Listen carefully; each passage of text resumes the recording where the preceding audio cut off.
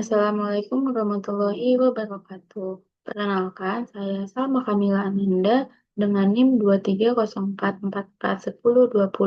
dari kelas MK5A. Pada kesempatan kali ini, saya akan membuat tutorial bagaimana cara melakukan forecasting menggunakan aplikasi Eviews. Pertama-tama, pastikan teman-teman sudah memiliki data untuk dilakukan forecasting.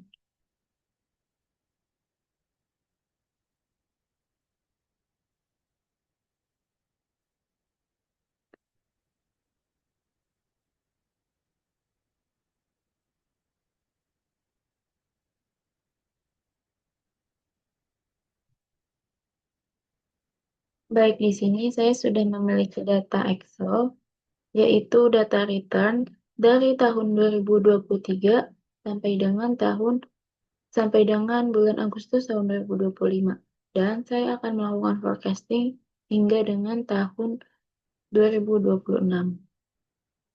Baik, setelah kita memiliki datanya, kita bisa masuk ke aplikasi Eviews.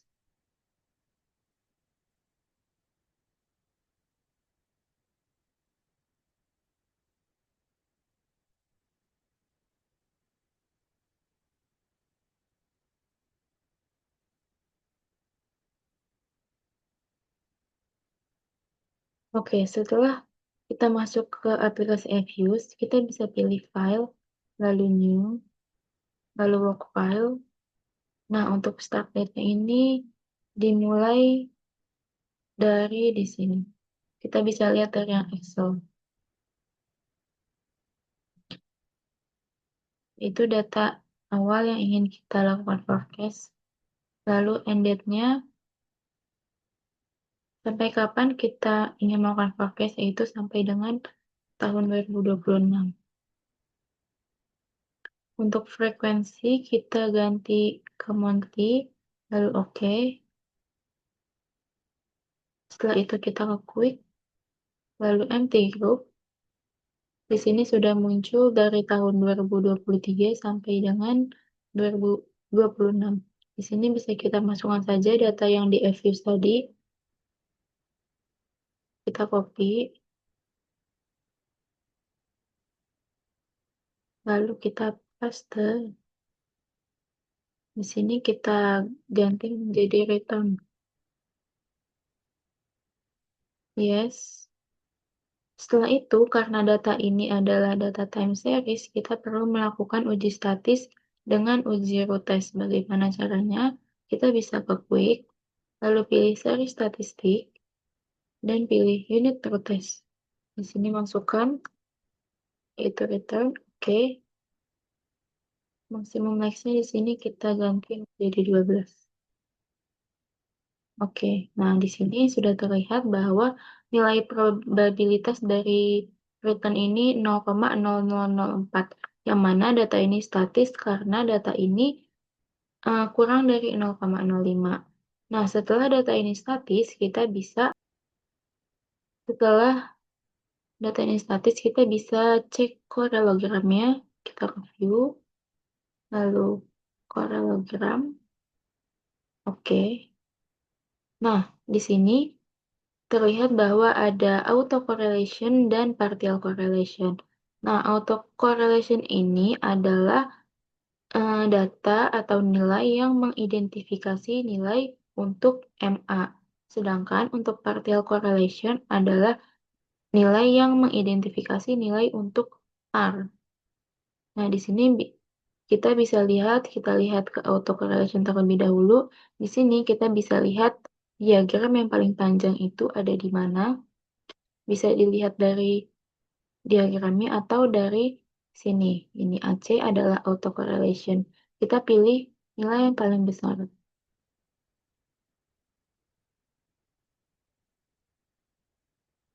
Nah, yang paling besar adalah berada di lap kedua. Di sini ya teman-teman. Lalu untuk partial correlation ini bisa dilihat dari diagram sini atau dari ini. PAC adalah partial correlation. Coba kita lihat diagram yang paling panjang berada di lap keberapa. Nah, ternyata untuk partial correlation juga berada pada log kedua. Nah, di sini setelah teman-teman tahu autocorrelation dan partial correlation berada di log keberapa, teman-teman bisa catat karena nanti datanya akan dimasukkan.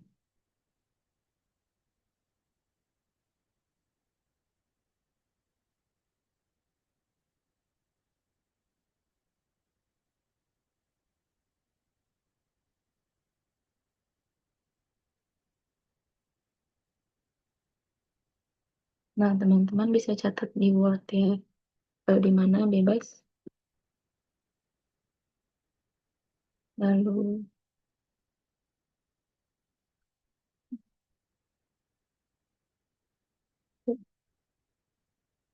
jadi berada di log kedua. Untuk partial correlation juga berada di log kedua. Bisa kembali lagi ke aplikasi Evius. Lalu teman-teman bisa memasukkan untuk estimate equation. Teman-teman bisa ke quick estimate equation. Lalu ketik rumusnya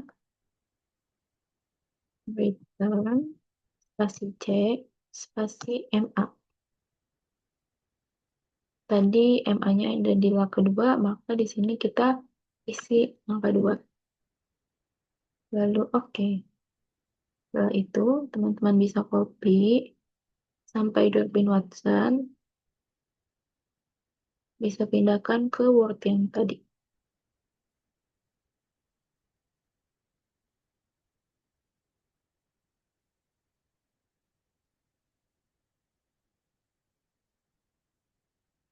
Nah, setelah itu kita akan cek untuk nilai R-nya,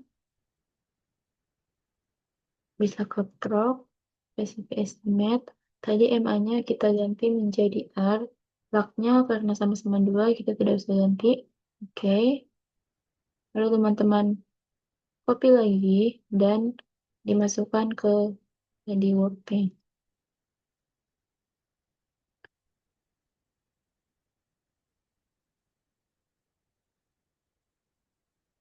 Nah, setelah kita mengetahui nilai-nilai dari MA dan juga R, apa yang perlu kita lakukan? Yang perlu kita lakukan adalah membandingkan antara data kedua tersebut. Antara kedua data tersebut, nah, apa yang perlu dibandingkan? Di sini ada beberapa hal yang perlu diperhatikan untuk dibandingkan. Yang pertama itu adalah nilai adjusted R-square. Nah, di sini kita bisa membandingkan nih dari MA dan R, nilai adjusted R-square-nya mana yang lebih besar. Kita lihat MA terlebih dahulu, di sini adjusted R-square-nya 0,074, sedangkan di R-nya 0,020. Maka yang paling besar adalah nilai dari MA, maka di sini tulis MA. Lalu yang kedua yang perlu dibandingkan adalah nilai dari sum square ratio-nya. Sum square ratio. Kalau tadi kita lihat nilai yang paling besar, untuk sum square ratio ini kita pilih angka yang paling kecil. Kita lihat dulu ke nilai MA. Di sini sum square ratio-nya 2372. Lalu untuk di R-nya 2509, maka yang paling kecil adalah nilai dari MA. Di sini kita tulis lagi MA.